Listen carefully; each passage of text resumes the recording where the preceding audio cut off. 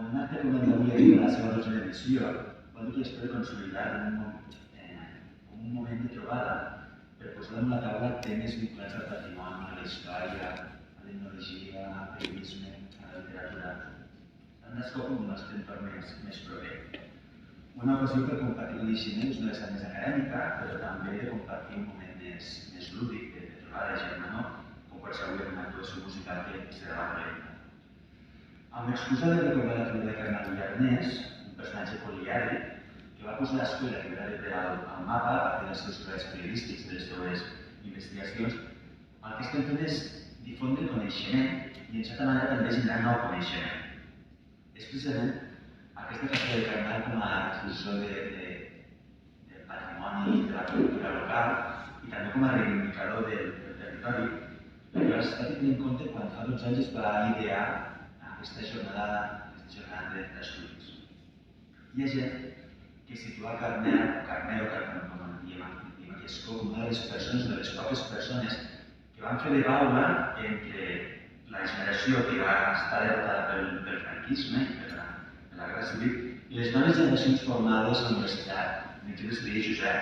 És a dir, Carmel va lligar el que és l'abans de la guerra amb les noves generacions formades acadèmicament a la universitat. I va ser una de les persones que va fer que no s'apagués ni la flama de la catalanitat ni la flama de la cultura en un moment, en una època complexa. Fins al punt que en el seu moment va ser un dels impulsors d'una entitat del nivell del Centre d'Estudis de la Ribera d'Ebre. I en l'àmbit més local, a part dels seus treballs periodístics, de les seves múltiples intervencions en premsa i de la seva extensa bibliografia, va impulsar una revista, la revista Gastón d'Escola als anys 80. I uns anys després, una de les generacions d'escolencs i esconenques van impulsar una altra revista, la revista Malpas, que en certa manera agafava el relleu de la de Gastón d'Escola. Una revista que continua ja fa 28 anys que es va crear. I també, gairebé en parlar de la revista, es va fer una entitat i també recollir una mica el bagatge de la família que es coneix l'Associació Cultural Loreó.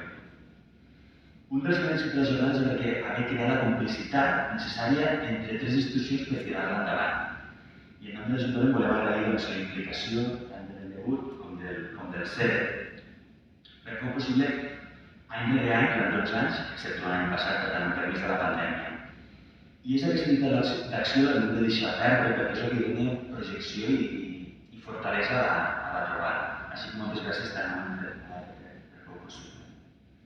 L'any passat no vam tenir l'oportunitat de celebrar la jornada i en aquesta ocasió vam decidir fer el tema que teníem preparat, que era els 500 anys dels ordenaments de la Vila d'Escòpia, que es va escriure l'any passat, el 2020. Un document que ens ajuda a entendre com s'organitzava la vida quotidiana d'Escó fa 5 segles. I per aquest objectiu continua la presència del professor Josep Serrano Daura, fill d'Escó, i que disposa d'una àmplia trajectòria acadèmica i investigadora, així que ja hem vingut de nou aquí al nostre poble. Complementem la jornada amb una actuació musical d'un grup d'una gent de Lleida, que és de l'Estàndards, que amb la seva música suggeridora ens interpretaran peces que segur que tots reconeixerem. Aquest matí, enguany ha hagut una novetat a la jornada, hi ha hagut una prèvia a la jornada, ja que el Pescantic ha rebut la visita d'una desena de dibuixants amateurs que han pogut plasmar els racons, carrers, els pages d'Escó i, de certa manera, han plasmat l'Escó que ja hi era fa 500 anys. No res, vaig acabant, simplement que per molts anys ens puguem seguir reunint en una jornada com la d'avui, que quan al vespre no tornem cap a casa, doncs pensem que haurà valgut la pena haver compartit una estona de dissabte en què ens hem estat atrapades per la història del nostre poble i haver pogut compartir una melodia musical, una revista de gran d'estàndards. Aquest govern vol seguir impulsant oportunitats per apropar la cultura a la gent, que la cultura també formi part del nostre dia a dia. I volem reivindicar la cultura com un element imprescindible de l'estat del benestar: salut, educació, atenció a les persones i cultura. Així que, amb permís de Salvador Espriu, creiem que el consum de cultura generarà una societat més noble, culta, rica, lliure, d'estrella diferents. Moltes gràcies.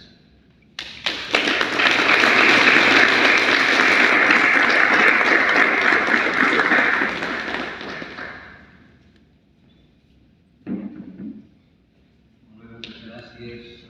Tornem a ser Escó i soc com a casa gairebé, perquè són molts anys.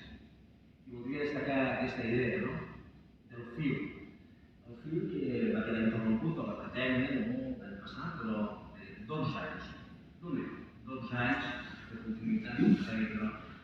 són més anys, no? Ara veig aquí al Serrano i escoltant les paraules del regidor, posant de relleu la figura de l'estimat Carmel i Ernest, hem de reconèixer aquesta funció per fer el fil, per fer aquest fil conductor. Tots tenim moltes coses, com hem dit abans, estem vivint temps atrafegats, i avui abans de venir cap aquí estàvem a l'altre lloc, en una celebració, i jo on vas? Dic, era una festa d'aniversari. Una festa d'aniversari, 500 anys. 500 anys, sembla broma, no? Però moltes cultures, molts llocs del món devien celebrar 500 anys d'història, i nosaltres també sabem que en tenim molt més temps d'història, no? I avui celebrem 500 anys, però volia que podríem celebrar molt més. És a dir, és aquesta idea de la continuïtat, de seguir un fil, i caram, el nostre fil ha estat molt difícil, perquè sí, el nostre fil ha estat molt difícil. I parlant només de les pandèmies, com parlant del Carmel i Ernest, sortíem de la dictadura franquista, havíem patit el que s'havia patit. I jo recordo que a Jovenet hi vaig arribar a la senyora Dolors Cabrera, una catedràtica de castellà, de filologia, d'hispàniques, em va dir, escolta, una persona molt interessant, l'hauries de conèixer. I jo vaig conèixer el Carmel i Ernest. El Carmel i Ernest no m'ho vull dir personalment. I acá està la família, i vull fer aquest reconeixement al Carmel i Ernest i a la seva família, i a casa tapeïda d'objectes, de memòria, de records. I tenim present no només Escó, sinó tota la comarca, i parlant a tothom, però nosaltres en part som fills d'aquell Escó i d'aquella vivència. I vaig conèixer el Serrano en aquells anys, ja se'n recordarà que també feia coses i tots començàvem i tots hem intentat d'una manera o altra ser fidels a un llegat, el llegat del Carmel, el llegat de la història, el llegat de la nostra tradició. No és fàcil. Ens ho han posat molt difícil.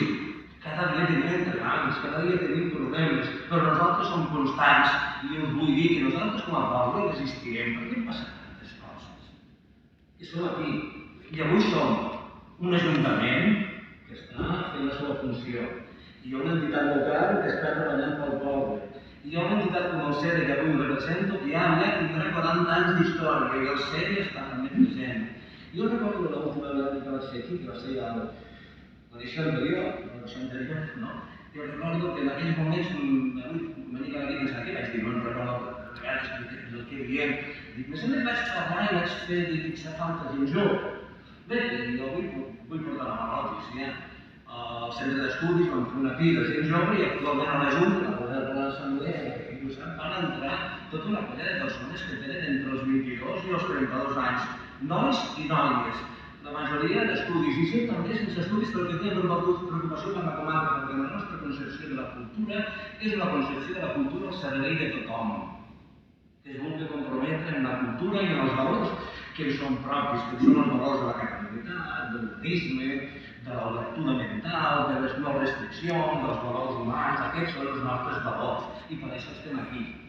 I vull dir, estic content en aquest sentit, vull dir, van entrar molta gent jove i gent molt vàlida. I això ens dona força, perquè vol dir, ei, potser nosaltres ja ens fem grans, no? Però nosaltres, d'aquí uns quants anys, hi haurà algun serrano, no? Que també podrà parlar de coses, perquè serà i ho farà bé, perquè haurà estat format. I haurà rebut el que nosaltres, la nostra generació, haurà pogut aportar, potser més facilitats que la generació de Carmel, que ho entenia, que eren molt més difícils que nosaltres. Ho hem de reconèixer i hem de reconèixer el valor, perquè si no reconeixem els valors, si una societat no té valors, què és una societat? És un pols, no? Que ve una realitat i se l'emporta, no? Que és el temps potser que estem vivint, no? Que tot és tan ràpid, tot és tan voluble, i potser des dels centres d'estudi, des dels centres d'entitats, que ens diem culturals, potser ens toca aquest paper, no? De reivindicar el valor, la continuïtat, la feina ben feta, la història, el mètode, i això és el que avui també estem reivindicant i fem escola. El poble del Carmel i Ernest, el poble que de Carmel va impulsar el centre d'estudis. El centre d'estudis no existia, segurament sense el Carmel. Això s'hauria fet anys després, no? I per tant estem aquí molt a gust i a més sabem fer aquesta centre d'estudis del Serrano, segur que ens ho explicarà molt bé perquè és un gran coneixedor d'aquests temes que que ens parlarà. I també aprofito de dir que som escola i que ens sento com a casa perquè enguany, jo penso que és una bona notícia, la vam parlar en l'Ajuntament, la celebració del 20è Premi d'Assaig Artur Bradell de Zumbilna enguany serà escola. Jo penso que com a centre d'estudis és una notícia important perquè és un premi que celebrem cada 2 anys i els últims 2 premis, per raons que tots sabeu, no s'han pogut celebrar tal com es mereix el premi. Perquè com a centre d'estudis vam fer el lliurament, vam pensar en allò del fil de la continuïtat històrica que s'havia de convocar el premi, però que no eren moments amb gent a la presó i gent a l'exili de fer grans celebracions. En aquests moments encara no són els moments que considerem de normalitat. No és normal el moment que estem vivint com a societat, però potser hem considerat tots plegats que calia donar-li, fer 20 anys un premi, s'ha de celebrar perquè això ens dona força. Tots plegats l'objectiu més important que és el que deia abans, no? La continuïtat en la defensa d'uns determinats valors, que en definitiva són els que vosaltres coneixeu i penso que són compartits. Nosaltres no som gent d'imposar a ningú res, no som gent que insultem a ningú, som una gent oberta i oberts a tothom i a totes les cultures del món. Simplement el que defensem és que nosaltres tenim una llei, tenim una cultura i tenim uns valors. És l'únic, no res més. I bé, enguany ens farem aquest premi, és el 20è premi, cada 2 anys, és a dir, estem parlant de 40 anys d'història, tenim 40 anys de força i que volem projectar cap al futur. I llavors ho fem amb molta tranquil·litat, perquè sabem que és un poble que respondrà i que respondrà amb força perquè tenim persones al capdavant que també sabem com comparteixen plenament aquests valors no oberts, sinó també fa molts anys i per tant també vull fer aquest agraïment. I a l'Ajuntament, evidentment, també sempre comptem sempre de l'associació a l'entitat local, que segur que si truquem a la porta també posarà tot el que faci falta perquè fa una funció també important. I és la mentalitat del centre d'estudis. Fa poc aquí tenim la directora dels serveis territorials de cultura, no? I m'explicava, ella ho coneix perquè fa anys que coneix tot aquest nostre món. El centre d'estudis, si alguna cosa ha aconseguit al llarg d'aquests anys, és que mai ha volgut suplantar cap entitat local. Si no, està al costat, i si en algun moment pot col·laborar, però mai ha volgut estar per sobre de ningú. I penso que aquesta actitud de col·laboració, de ser tots un al costat de l'altre, és el que ens fa forts, perquè jo penso que el mal del món, sabeu quin és? El pitjor mal, de vegades n'hi ha molts, però un dels pitjors és el tema del poder. Aquells que es volen imposar els uns sobre els altres, és aquell que volen. Aquells que volen parar perquè es pensen que tenen no sé quina raó, no em fan riure, però potser sí que em fan mal. I penso que nosaltres no som d'aquesta gent. Nosaltres, com deia Remo, no som d'això. Nosaltres som del món de la defensa de la gent que treballa, de la gent que defensa el dia a dia, que està al costat de tothom, dels que en saben molt i dels que en saben poc, del pagès i del més il·lustrat. Tots som iguals, tots som persones i això, ser persona i formar part del nostre món, val la pena. Gràcies.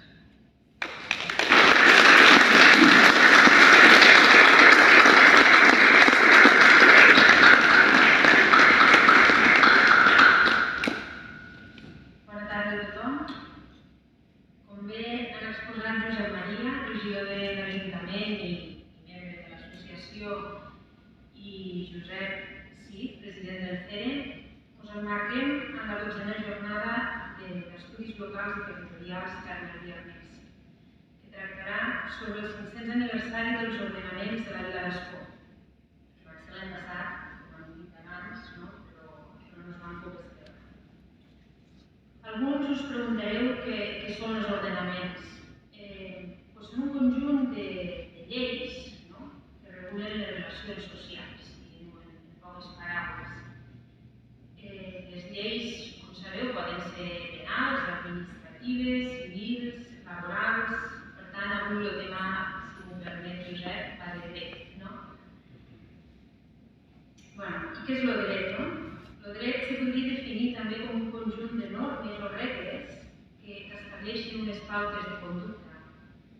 Pot ser considerat com un conjunt normatiu que s'entén en funció d'unes conviccions que imperen en una determinada comunitat. Sempre es tracta, però, de regles o normes de conducta, és a dir, de regles jurídiques que ordenen relacions entre dos o més persones. El Parlament de Catalunya, que és qui té la potestat legislativa, va desenvolupar el dret civil de Catalunya, aprovant diverses lleis, entre les quals hi ha, per exemple, el Codi Civil català.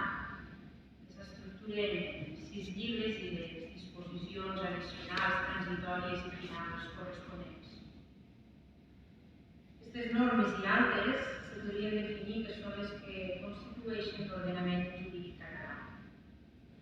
És curiós pensar que a escó fa 500 anys ja hi havia un ordenament que regulava aspectes de comunitat, de relacions socials, d'ètica i de costums. Alguns probablement els trobaríem ara descabellats, fora de lloc, però també ens expliquen la manera de viure d'aleshores, els costums i altres aspectes de la vida quotidiana que ens aporten molta informació de com era l'escó d'abans. Josep us explicarà més en detall tots els aspectes d'aquests ordenaments.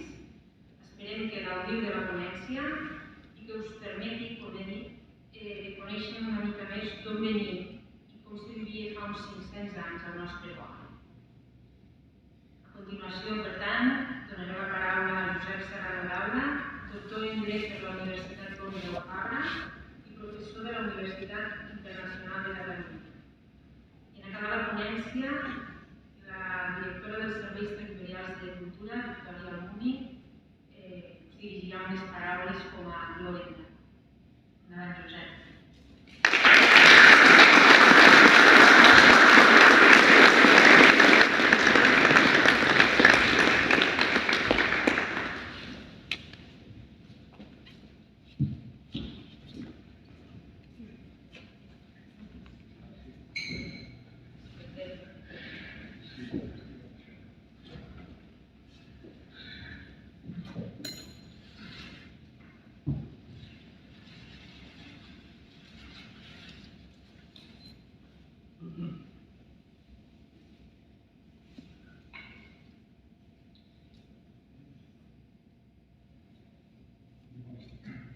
Bones tardes a tothom. Se'm sent bé? Sí, jo?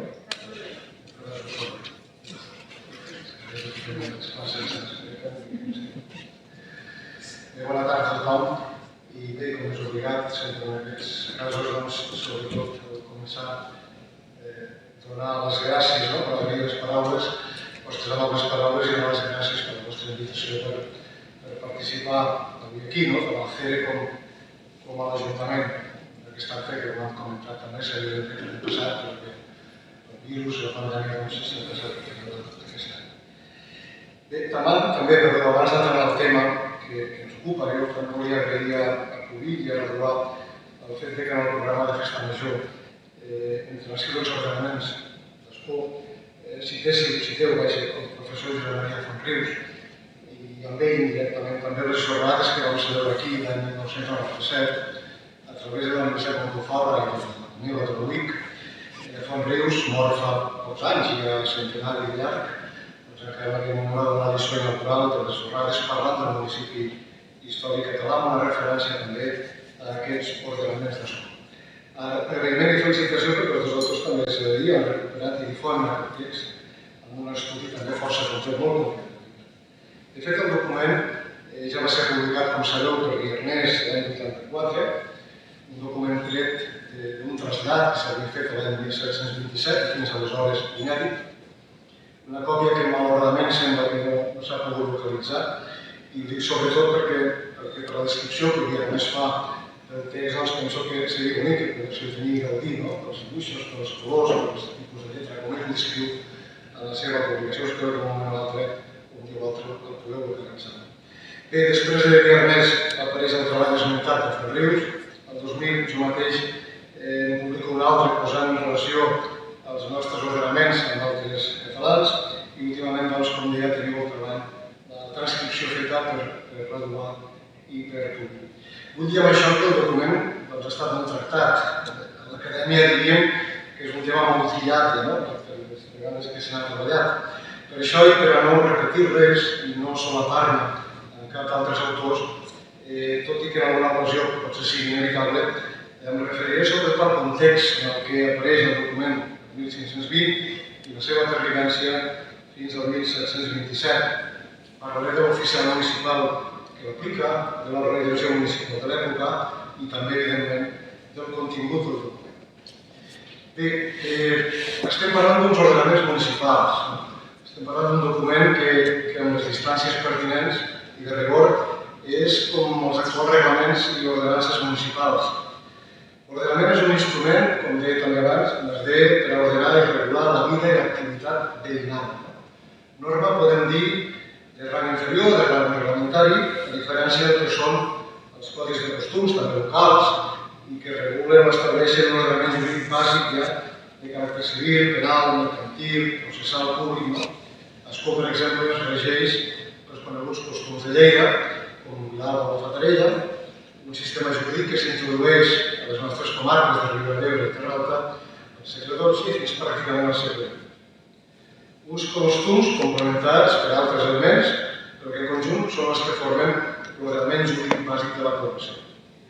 En canvi, els ordenaments ja es refereixen al govern, com deien els nostres avantpassats, al govern polític i econòmic de la vida, millor dit, de la universitat. L'expressió de universitat es refereix al municipi i el que avui dia universitats a l'època eren o s'anomenaven, universitats com a centres d'ensenyament, s'anomenaven estudis generals. És una expressió canònica, que Catalunya som un país molt romanista i canonista i el que fa el nostre dret, utilitzant expressions com aquesta d'universitats, comunitats, per expressar qualsevol comunitat política i entre elles, i particularment, al municipi. Bé, el govern municipal, en tot cas, corresponia als caps de casa de la família.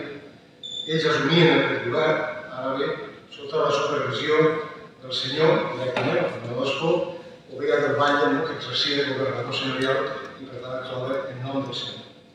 Caps de casa, òbviament, homes i tots majors de 25 anys. La majoria estava dels 25 anys. Aquest govern municipal s'articulava a tres nivells. Al capdamunt tenim uns magistrats, en un mínim de dos, i a partir d'aquí, segons la població, o més que la població, o millor dit, segons els focs de la vida. El foc era una casa habitada, la llar de foc, la casa que si no hi havia foc, si no hi havia ningú, la casa no comptava. Per tant, només comptaven els habitatges habitats, els edificis habitats. Bé, a l'escó eren dos magistrats, que s'anomenaven jurats, i ells presidien i representaven la comunitat. A altres llocs se'n deien cònsols, paers, a Barcelona consellers, el Consell de Cent, doncs és això, són els magistrats de Barcelona, és el màxim, en el cas de la ciutat de Barcelona. I amb els magistrats, aquí torno a dir se'n deien jurats, hi havia un consell ordinari, un consell secret, que també se'n deia Consell dels Prohoms, un consell reduït, un consell que assistia als jurats en les seves funcions de representació i de govern local. Escó, a més, aquests prohoms del Consell Secret o Ordinari coneixien i també dictaven sentència en casos de justícia criminal. Ho feien reunits al fòrum de la Vila, al carrer de la Badia, i d'aquí que es parla de vegades, i a més també ho feien el privilegi del fòrum, un privilegi pel qual els representants veïnals intervenien en el que diríem l'administració de justícia criminal, que era la més greu, la més forta, la que podia condemnar algú fins i tot a la mort. I per últim, després d'aquest Consell, tenim el Consell General de tots els caps de casa, juntament amb els jurats i juntament amb els prohoms. El Consell General és un Consell que sols es pot reunir si el governador ho autoritza i a més sempre ha de ser presidit pel batlle, que és el que en definitiva controla i fiscalitza la seva actuació. No solament controla i fiscalitza, sinó que inclús ha de sancionar qualsevol acord que es prengui aquesta llei. Sense la seva autorització, sense la seva aprovació, qualsevol acord no té cap vigència. A més, això es feia, s'escrivia l'acte de la sessió i de sota hi havia un decret, el decret no va dictar, vinc a aprovar i a ratificar el Consell. I en funció d'això, aquell acord que tenia el Consell ja era efectiu. Bé, és aquest Consell General, precisament, que li correspon aprovar els ordenaments municipals, com aquests d'escola. No solament això, també intervé qualsevol acte que pugui afectar a la generalitat de la comunitat. Per exemple, també és el que autoritza, avui diguem, operacions d'endeutament o de crèdit de dèpota, perquè afectarà a tots, també el Consell General els havia aprovat per la comunitat que necessitava, sobretot en actes de carestia, actes de necessitat, etc. Bé, com deia, doncs, una vegada aprovats els ordenaments, doncs aleshores calia l'aprovació final, com deia el comanador, o calia el ball si estava especialment autoritzat el comanador. En el cas dels ordenaments de 1520, el que es veu en el document que s'estudia més, en aquest cas els aprova directament el comanador, un tal Fra Martí de la Nussa, que és un personatge molt peculiar, molt curiós, una noble família aragonesa, que a més també dirigeix, diria jo, pràcticament, el que sembla, tot el procés de conversió dels serveis d'escola, que culmina ja l'any 1510, poc abans, uns 10 anys abans de la concessió precisament d'aquests ordenaments. Personatge que també té una especial relació amb el Trobador espanyol, com concedeix un codi de costums, vull dir que és un personatge curiós, el Fra Martí de la Nussa. Bé, fent un parèntesi, si em permeteu, vull dir que aquesta estructura municipal que us he explicat, no hi ha de situem i coneguem el perquè les coses, és la mateixa que sé que abans ja regia el notari romà. I és una estructura que Catalunya fem nostra al segle XIII. Introduïm aquí, igual, amb la mateixa composició que existia a Roma, al notari romà. Estic parlant d'una institució que nosaltres fem nostra al segle XIII, quan existia o va existir, Roma va caure al segle V. I tot així, malgrat els segles, la recuperem, la utilitzem, la practiquem durant segles fins al segle XVIII, i també perquè veieu les coses com són, Andorra, encara el municipi d'Andorra, es regeix en aquestes institucions precisament. És un país que manté més que cap altre segurament les tradicions romanes, malgrat el temps, que podries passar el temps. Encara Andorra, per exemple, segueix tenint cònsols, consells, etc., com de manera antiga, com ho tenim a la. Bé, tornant als ordenaments, i per no dispersar-me massa, de forma general a Catalunya, aquestes tots es coneixen com a coordinacions. En el nostre cas, l'expressió d'ordenaments que fem servir en aquest document es treu de la còpia del text de 1727, que ha publicat Cardenal Guirnès. Jo crec que l'ús de l'expressió d'ordenaments en aquell moment, 1727, no es deu més que la castellanització burocràtica de les institucions borbòniques després de la Guerra de Successió amb la publicació del decret de la planta de 1707. Les ordenacions, d'altra banda, per al municipi català, el nostre municipi, corresponia a aplicar a un oficial peculiar i molt important, molt característic de Catalunya, que és el mostassà. De fet, és ell qui controla realment el dia a dia de la gestió municipal. I aquests efectes té unes facultats especials que li permeten inclús sancionar directament a tot infecte. Tot el que en diem, és a dir, que hi ha el que en diem potestat sancionadora. La potestat, per exemple, només té l'Ajuntament. En aquest cas era ell qui, no solament, com ara veurem, plantejava i proposava els ordenaments aprovats, sinó que fins i tot els controlava, gestionava, vigilava la seva aplicació i castigava qui no es pot. Bé, el càrrec de mostassà és un càrrec que de fet ja està a Roma i també el tenim a les societats musulmanes. És el que se'n deia els musulmans de Al-Mutassà, i que a Castella, seguint més aquesta tradició més musulmana o sarraïna, ens en diuen Al-Mutacén, nosaltres el transformem en Mustassà. En origen tant a Roma com a la societat musulmana, és un oficial que controla el mercat municipal i l'ordre públic dels municipis. Pel que fa a casa nostra, la institució s'introdueix a València, ja al segle XIV, tardament, i des d'allí ja el trobem en 1314 a Horta, a Horta de Sant Joan, és també de l'ordre de l'Hospital de l'Escó, i des d'Horta ja veiem com es trasllada cap a la Badia de Miravet i la comanda d'Escó, amb unes funcions, les antigues, les pròpies, històriques que citava abans, però moltes altres, unes funcions realment molt més àmplies del que genera aquesta institució. D'entrada, és elegit entre els caps de casa, juntament amb els jurats municipals, i com ells té un mandat anual. L'elecció del mostassar, dels jurats, es fa amb el sistema d'insaculació. Normalment es feia per la festa de Sant Andreu, el 30 de novembre, si no m'ha xapat.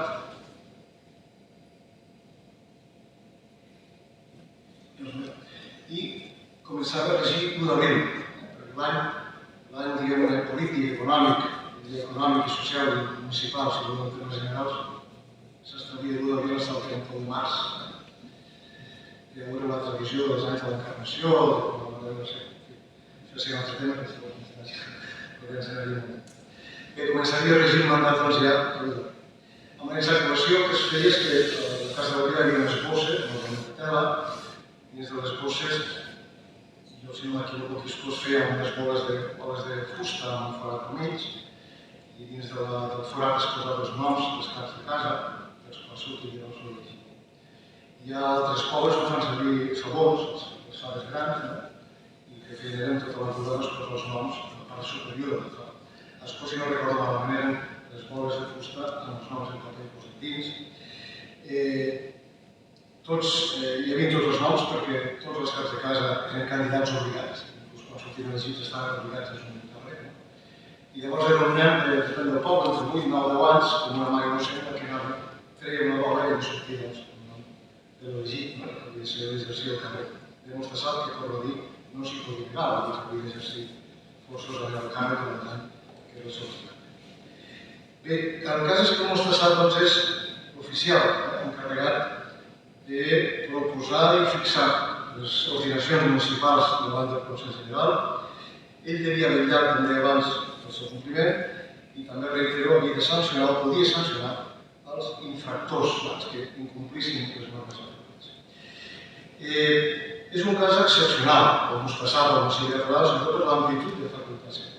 Fins i tot, inclús com una compensació econòmica, participava en les multes que s'hi posaven. Rebia tornar un terç de les multes que cobraven, la resta anaven cap al senyor o al Valle, també hi havia vegades aquestes multes. Però almenys cobrava això, no tenia més assignacions, però aquesta és la que garantia la seva dedicació i el temps que hi té. Precisament per ser ell qui proposa els ordenaments i qui els executa, és perquè també les organitzacions municipals de Catalunya molt habitualment, de forma general, també s'anomenen com ordinacions de mostassaferia. Mostassar és qui realment, com deia, és qui les proposa. I aquest nom es coneix, però a altres llocs sí que, no sé, l'altre dia estem en un volum del segle XV d'Urgell, de la Seu d'Urgell, per exemple, tots són organitzacions de mostassaferia, és el nom utilitzat en referir-se o fer referència als ordenaments municipals. Bé, en tot cas, les ordinacions de què parlem, d'Escó, de 1520, també, com diu el text, també s'hi refereixen sovint, és lògic, en aquest personatge. Quan apareix el decret de nova planta, el 1716, en principi el mostassar desapareix, en aquest moment desapareixen totes les institucions públiques catalanes, el mostassar també. Aquí s'importa el municipi castellà, amb els regidors que desapareixen els consells, però aviat les autoritats del Principat se'n donen compte que l'ofici, les funcions d'aquest personatge realment eren importants i eren convenients per tenir-les, sobretot per control del mercat interior de les viles i ciutats del país. I el cas és que es recupera la institució, però no hi ha com un oficial separat, no com era abans, sinó de tal manera que els nous càrrecs, els nous magistrats municipals, que es diuen regidors, assumiran i es tornaran durant el seu mandat exercint aquestes funcions cada mes. Però les funcions com a tal sobreviu, l'exercici com a tal, perdó, es manté. I amb la institució també els seus ordenaments. És per això que el document que Escó, que parlem, que hem conservat a través d'una còpia de 1727, és per això. És una còpia que es fa aquell any, tot i que sigui un document antic, perquè segueixen això. Precisament, segons aquest document, que s'ha explicat més, Escó, i això per la seva importància també, per població comptava amb 5 regidors, perquè hem passat de 2 jurats a 5 regidors, vull dir que la població segurament ha crescut. Bé, també, sapigueu que els regidors, precisament, així com els jurats abans eren elegits pels caps de casa, ara els regidors són elegits per la Real Audiència de Barcelona, que és qui governa el país en nom del rei. Ho feien sobretot perquè calia que els càrrecs públics els ocupessin persones de fidelitat a la monarquia, que els Borbons, en definitiva, que és la que havia guanyat la guerra de successió. Bé, de tot això, quines són les funcions del nostre estat? Bé, en general, controla l'àmbit del mercat local, ha de mantenir l'ordre públic, ha de vetllar per la saluditat pública. Si arribava la pesta, hi havia, per exemple, prendre mesures. I avui ens recordàvem, ara es deia, amb la pandèmia, que era 100 anys en epidèmia, doncs el 1720, precisament, va haver una epidèmia de pesta que ens va de França, i els nostres safs catalans dels dos que tenen mesures, no? I l'altre dia estava veient un document de Girona, precisament, fixant les mesures de sanitat. I també de vigilar els bons costums i la moral pública. Aquests són, en definitiva, els blocs, els seus àmbits d'activitat. En el cas d'Escolostant, com a Miravet, a més de tot això, el nostre SAF era també l'àrbitre el que obligatoriament s'havia d'acudir era fitar finques, això de fet ho recullen els ordenaments, i a més també s'havia d'acudir a ell per a resoldre tot tipus de conflictes entre els veïns pels límits de les finques o per les servituds, tant de les finques urbanes com de les finques rústiques. En aquests casos, en què intervenia com a àrbitre, el nostre SAF jutjava i dictava sentència. Es podia apel·lar després al banc, però la seva resolució era judicial a tots els efectes. Bé, una altra qüestió sobre els ordenaments, jo volia plantejar és en quina comunitat regia. Explico? Ho intento. Resseguint les dades històriques que tenim sobre Escó, com sabeu, hi havia dues comunitats, la cristiana i la sarraïna, històricament parlant, a la Ribera d'Ebre, com a Lleida i Tortosa, quan arriben els cristians en el Comú de Requart de Barcelona, posen menjats al segle XII, els sarraïns capitulen i el comte de Barcelona els deixa seguir els seus pobles, conservant la religió, el dret, la llengua, però també la seva pròpia organització comunitària i els seus jutges, que en definitiva eren els que havien d'aplicar el seu dret. Precisament el document que així ho recull, que cita Escó, Flix i altres llocs riberencs, el va publicar fa anys el professor Ferreus, el que abans he citat al començament. Bé, es tracta d'un pacte de capitulació similar al que poc abans s'havia aconseguit a Tortosa, però amb una diferència fonamental. Aquí els musulmans conservaven les seves cases, la seva vila, i els cristians en tot cas s'havien establit fora de la muralla. Mentre que a Tortosa, en canvi, eren expulsats de la seva vila històrica i els obligaven a fer-se un barri nou fora de la perifèria de la ciutat vella, mentre els cristians s'establien dins la ciutat històrica. Bé, d'aquesta manera, en el cas d'Escó, com Ginebra també, comptarà a partir d'aquest moment amb dues comunitats veïnals o municipis, un cristià dit de fora, a la muralla, i el sarraí dit de dins, és a dir, intramurs. Aproximadament, si no recordo malament, allà dels carrers Major, del carrer Major fins al Plaça Nova i els carrers laterals, no sé, parlaria d'antiga Moreria, que estaria establert la vila sarraïna. Bé, quan els sarraïns són obligats a convertir-se al cristianisme, i ja ho estan l'any 1110, passen a ser els cristians nous, conversos o moriscos. I aquesta comunitat de conversos manté malgrat tot, malgrat que té la mateixa religió que els altres, manté la seva vila i el seu municipi separat del cristianisme. És a dir, seguim mantenint dos municipis diferents. Amb això vull dir que els ordenaments de 1520, que avui commemorem, probablement serien del municipi cristià vell. Ho dic perquè, per exemple, en un capítol es parla dels tocinos, i els moriscos, malgrat ser conversos, segueixen les tradicions musulmanes encara en aquell moment i tenen prohibit, s'aquilla totalment el tocino. I també perquè en un altre lloc, el capítol 13 dels ordenaments, on se fixen els salaris, per exemple, que s'aplicaran a favor d'aquells que vagin a fitar finques per permetre se citen com els cristians vells, per situar diferents límits del terme, en funció dels propietaris que no tenen existents, i així apareix Sants, Vila, Jordà, Jornet, Lledons, Ocert. Bé, les dues comunitats segueixen separades fins a 1596. Aleshores es fonen i aleshores ja es fusionen i podem parlar d'un sol municipi a Ascó. Però bé, mentrestant, jo crec que aquestes ordenaments serien de la cristianatella. És molt probable també, una vegada fusionades, aquests ordenaments passin a ser comuns per a tots. Segurament és així, perquè si no, no tindria altra explicació el fet que reapareguin l'any 1727, no tindria sentit, si no hagués sigut d'aquest any. Vull dir també amb això que aquestes organitzacions, com també destacat la taula abans de la meva intervenció, són les organitzacions que tenen continuïtat de segles, 1520 fins a 1727, i segurament encara una mica més. Disposicions que, d'altra banda, tampoc no podem oblidar. Són disposicions, ho senyala Fabrius en el seu treball, per exemple, són disposicions que moltes d'elles segurament venen de molt abans, que tenen una tradició històrica anterior al 1720. I, curiosament, si apareixen en un llibre municipal de 1727, com deia, és que ben segur segueixen vigents fins aleshores i potser també encara segueixin sent encara un temps després.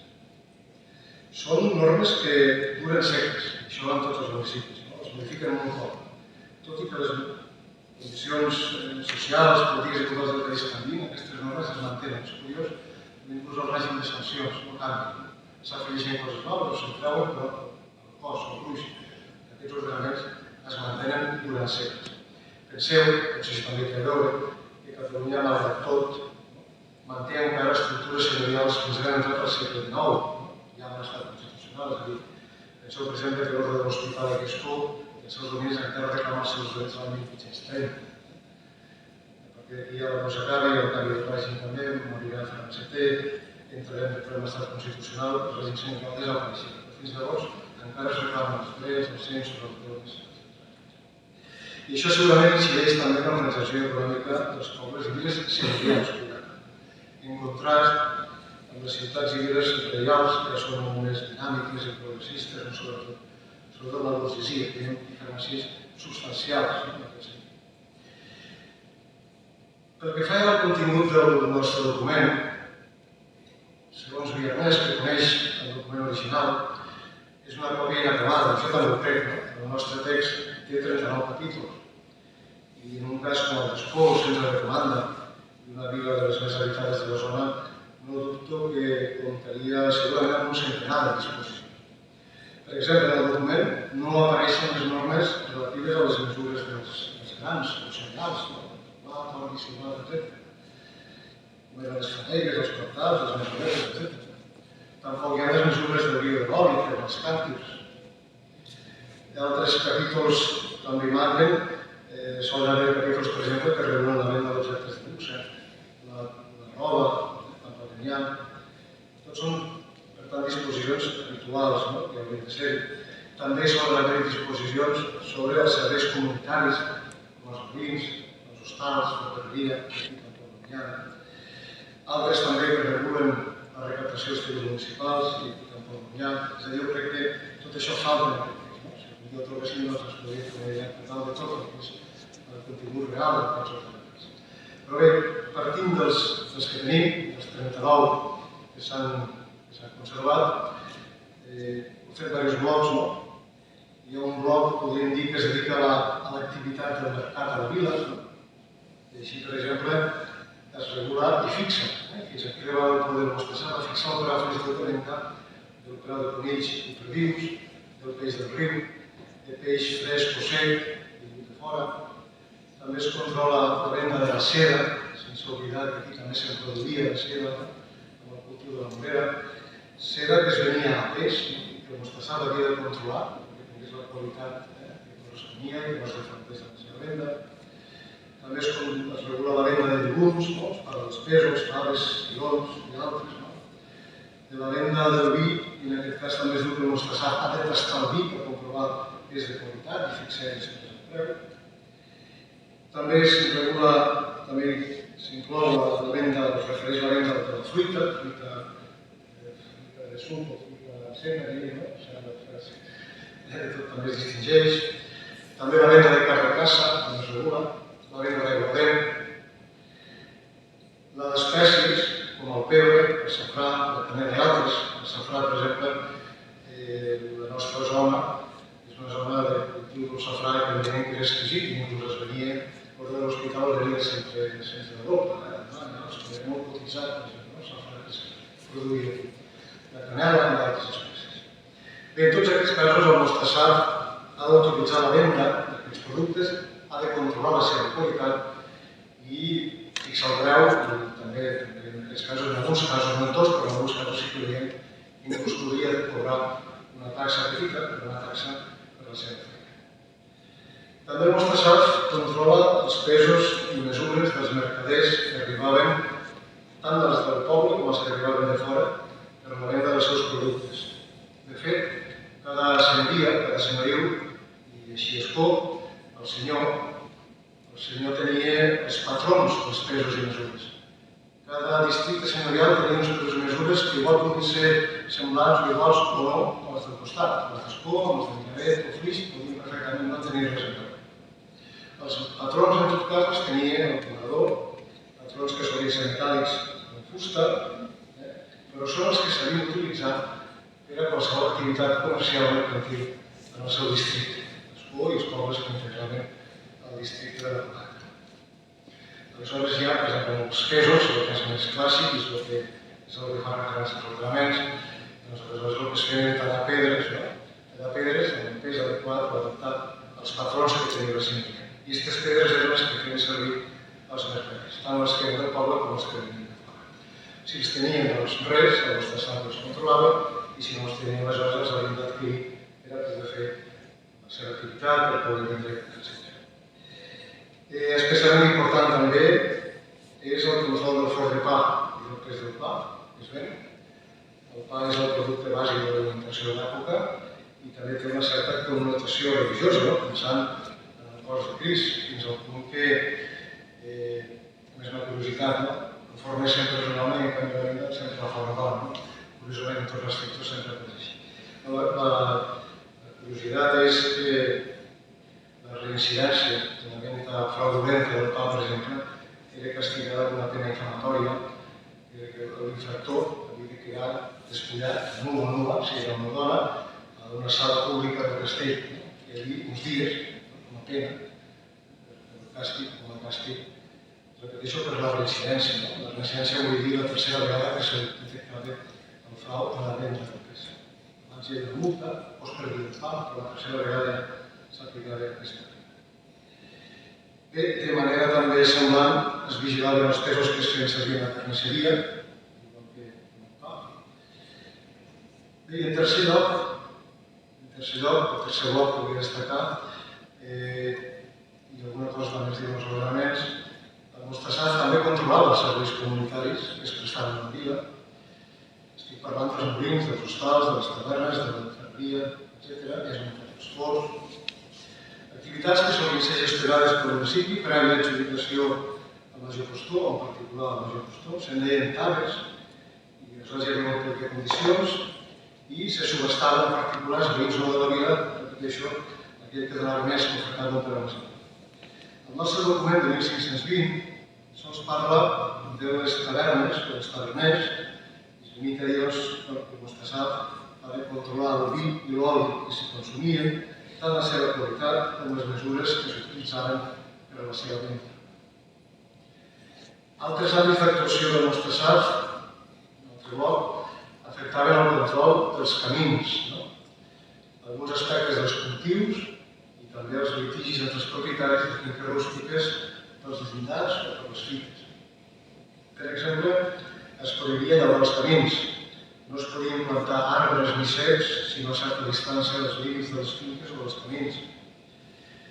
Habitualment aquestes ordenacions també regulaven el trànsit de ramats pel terme i protegien sembrats i altres cultius. Aquí no sabem per on som, però segur que també és un altre dels apartats capitulars, diríem, que falta, segur que sí, perquè hi som sempre. Hi ha també normes de tipus sanitari, però de diferent naturalesa. Per exemple, s'ordena treure fora de la vila tot animal de càrrega mort. Es prohibeix llançar orins o immundícies al carrer. No es pot fer foguera per a cremar mobles dins de la vila per no fer fum.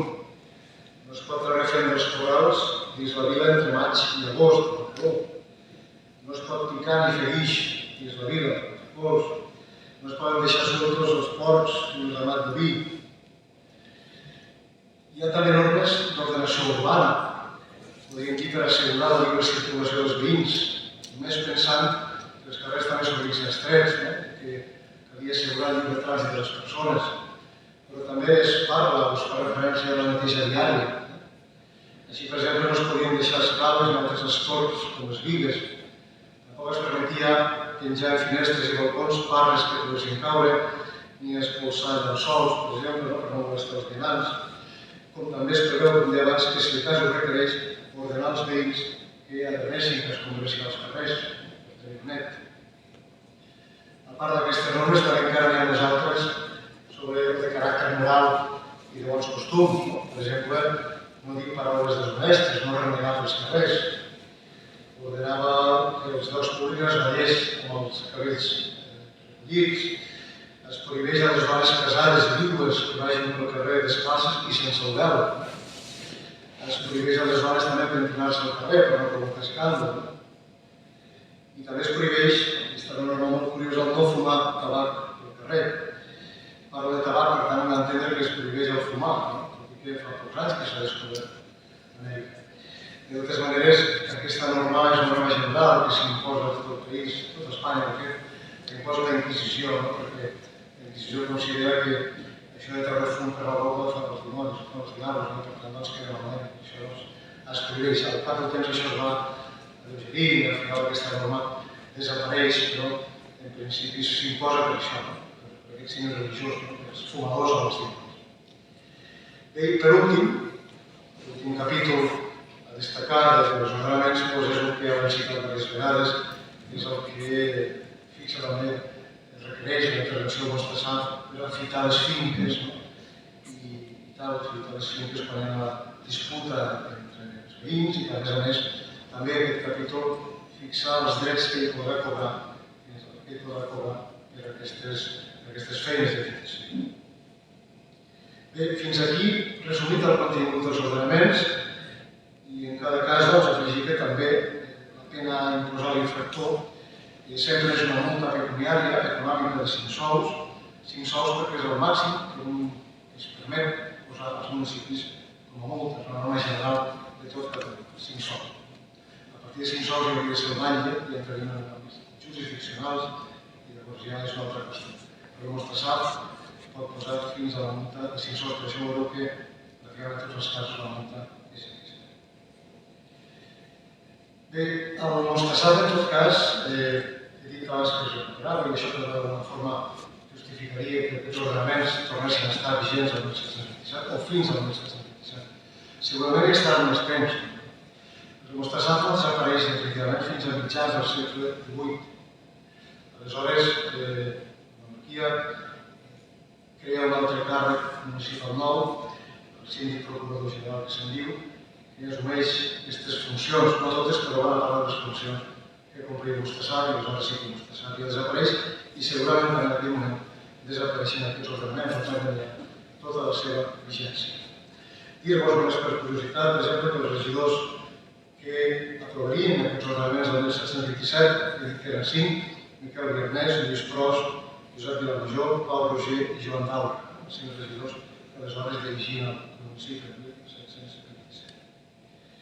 Malgrat que com a tal desaparegui, això ja acabaria, però d'alguna forma, tot i que el document desaparegui, l'esperit segueix, i jo crec que els ajuntaments següents, encara que en una altra forma, de manera diferent, però molts d'aquests principis encara perduten. I ho dic perquè tinc una còpia d'un reglament municipal d'Escola del 1890, aproximadament, i en ell, per exemple, es prohibeix encara dir paraules deshonestes, es prohibeix ballar escandalosament, trepitjar els altres, es prohibeix tirar les cartes al tard, es prohibeix portar caretes per carnaval, es limiten el treure fems i netejar les letrines, les comunes, segons 5 mesos. S'obliga a la neteja dels carrers 2 cops a la setmana a l'hivern i 2 al dia a l'estiu, i fins i tot els vells s'obliga a negar-lo. Es prohibeix omplir els carrers, es prohibeix deixar animals morts i sueltos pel carrer, es prohibeix tirar aigua bruta a la immundícia del carrer, es prohibeixen també les pares als balcons si poden caure al carrer, i en definitiva ara ja, això sí, és l'Ajuntament el que controla en tot cas l'activitat mercantil i precisament, també, com ha dit ara destacar-ho, i ara aquest reglament, per exemple, ja s'està dient que des de 1868 s'està aplicant el sistema mètric decimal, que és el que avui nosaltres fem servir, i per tant, a partir d'aquest any, 1868, ja totes les antigues pesos, mesuros, etc., es feien servir a la vida ja també desaparegut o s'havien deixat d'usar.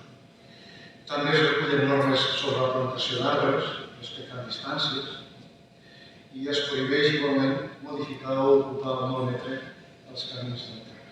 I són normes que, com diu, malgrat que formalment han desaparegut com a ordenaments antics, s'han seguit practicant, s'han seguit respectant. I amb això doncs acabaria la meva intervenció. Espero no haver-vos cansats i si algú vol preguntar alguna cosa, doncs estaré encantat de poder-vos contestar. Gràcies a tots.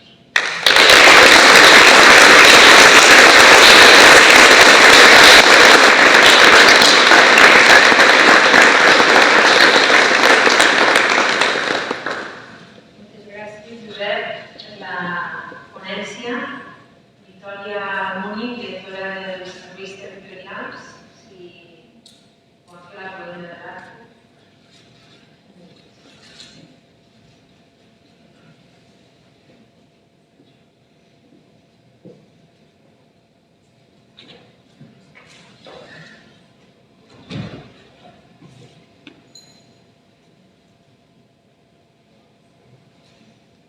Bona tarda. Quan estic agraïda de l'oportunitat d'estar aquí, primer que res, perquè ara comentàvem que el món de la cultura és un món agraït, la veritat, perquè disfrutes quan participes. Llavors, en aquest sentit, és un goig poder estar dins de les activitats que se fan als diferents pobles de les Terres de l'Ebre, perquè cada dia confirmes l'efervescència i l'interès que hi ha aquí a la nostra zona per tot allò que és coneixement. Llavors, agraeixo a l'Ajuntament i al president i la presidenta de les entitats organitzadores i també agraeixo al doctor Serrano les paraules que ens ha dirigit. Jo només volia refermar-me o comentar 4 o 5 idees. Primer que res, refermar-me en la idea que ha comentat Josep sobre el bo que és que des de diferents àmbits de la societat se col·labori. Sumar sempre és el més interessant i en això, si les administracions, i en aquest cas els centres d'estudis, les entitats sense ànim de lucre, col·laboren, això és sempre molt bo a tothom. En aquest sentit, la Generalitat també sempre està al costat. Després jo també volia comentar la importància que té mantenir viu el nom de persones que han fet molt pel coneixement dels pobles i dels territoris, en aquest cas de Carmel Viernes. Són persones que perviuen a la memòria perquè han fet molt, però també perquè els que estem ara tenim la intenció de recordar qui van ser i què van fer i què van representar. En aquest cas, avui és exemple d'aquesta voluntat de mantenir viva la memòria de Carmel Viernes. També volia fer referència a que és molt important investigar i en això els centres d'estudis tenen un paper important, la universitat, evidentment, no cal ni dir-ho, però també és molt important explicar. Els centres d'estudis sempre se mouen al voltant de 3 potes, diguéssim, i una és la recerca, l'altra és la gestió d'actes, però l'altra és el tema de fer difusió del coneixement. I en aquest sentit, jo també volia agrair al doctor Serrano l'esforç d'adaptar el vocabulari de manera que tothom l'entengués i a més a escoltant la ponència. Finalment, també comentar-vos que 500 anys de les ordinacions és molt i escoltant el doctor Serrano i reflexionar te'n dones compte que tecnològicament la societat ha avançat molt, però continuem estant preocupats per la convivència, per establir unes normes que ens permetin a tots ocupar el nostre lloc, diguéssim. Jo he treballat molt en documentació històrica, especialment medieval, i de ben jove ja em vaig adonar que les constants que mouen la societat són sempre les mateixes. I entre aquestes constants està la voluntat de viure tranquils, d'ordenar els diferents aspectes de la vida quotidiana, assegurant que aquells que tenen el control no seguisquen tenint, evidentment, però també mirant de no abusar excessivament de la resta de població. D'això s'ha parlat avui i és una cosa que sempre, diguéssim, és el que al final ha preocupat a les comunitats rurals. Jo volia també agrair a les persones que heu assistit a l'acte perquè sou testimoni, crec jo, ho hem parlat moltes vegades entre la gent que ens movem dins del món de la cultura, dels centres d'estudi, sou testimoni de la importància que la generació que representeu dona a la cultura i al coneixement. I això s'ha notat molt en la formació de la generació dels vostres fills i es nota avui en dia l'interès que teniu per participar de les activitats culturals per mantenir-les vives. I finalment també volia agrair a totes les persones que en els últims 150 anys han permès que quan s'explicarà la història actual no es podrà estudiar ni es podrà explicar sense tindre en compte que també hi havia dones. Cosa que en el moment en què avui hem treballat només el paper públic estava en mans dels homes i per sort això en els últims... Ha canviat molt actualment, però perquè fa molt de temps, ja fa 150 anys, que hi ha gent que treballa de cara a això i la participació de les dones a la vida pública cada vegada és més gran. Res més, agrair que m'haguéssiu convidat i animar-vos a continuar organitzant i assistint. Gràcies.